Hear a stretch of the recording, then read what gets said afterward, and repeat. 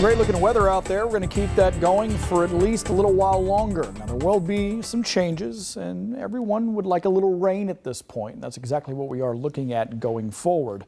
Showers coming in, very scattered in nature throughout the morning tomorrow, and then as we get into the afternoon, as quick as they came in, they'll leave. And the fall-like feeling will stick around for at least another day. After that point, though, things will change in a big way, and we will see some summer back in the forecast.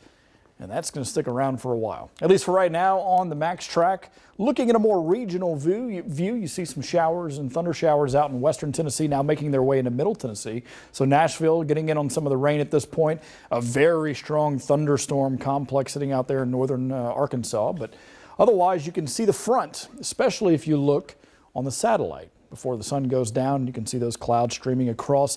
That's going to arrive as we get into the early morning hours of tomorrow, bringing in scattered showers and upping the moisture content just a little bit more. If you look out towards the west, especially west of Interstate 65, you do see that the dew point temperatures running a little higher compared to where we sit in the bluegrass and southeast.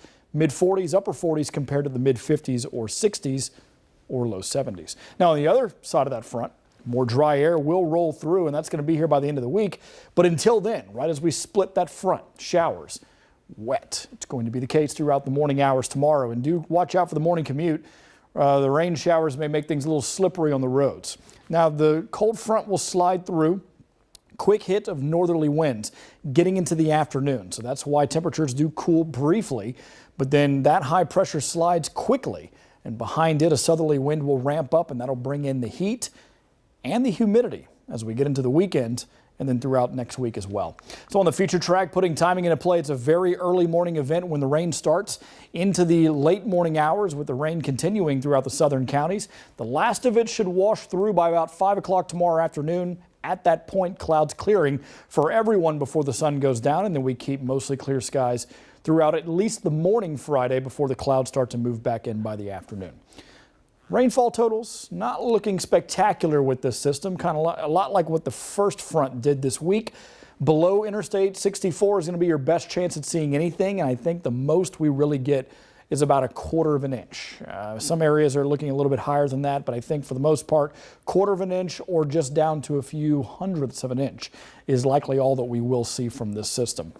78 though tomorrow afternoon, feeling a lot more like fall because of that northerly wind, but then the quick rebound Friday into Saturday, maybe a little dip with some cloud coverage and a small chance for rain in the southeastern counties Saturday before we start that slow climb back up into the 90s. October 1st on Tuesday with 90-degree heat. That is rare. We do not get 90s very often in October. In fact, the record is 3 days back in 1939. We could match that, especially considering that we're going to be so warm on Tuesday.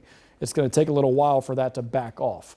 And the next chance for any kind of a cold front doesn't look like it's going to get here anytime soon. So that's what we're still looking at. In the tropics, you've got Jerry, you've got Karen, and you've also got Lorenzo, sitting out towards the west coast of Africa.